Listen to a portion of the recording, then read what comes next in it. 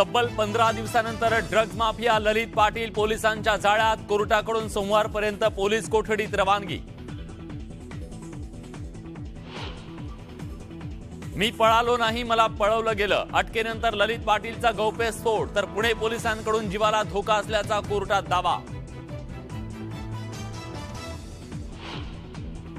मंत्री दादा भुसे आणि Shambhuraj देसाईंची narco taste करा. ललित पाटीलच्या अटकेनंतर सुषमा अंधारेंची मागणी. तर दोन्ही मंत्र्यांकडून कायदेशीर कारवाईचा इशारा.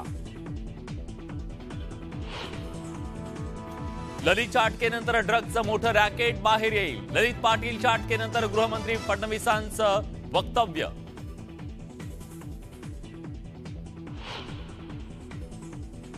राज्यात अर्धा पक्ष सत्तेत अर्धा विरोधात अशी विचित्र परिस्थिती. सध्या राजकीय स्थितीवर राज ठाकरेंचे फटकारे.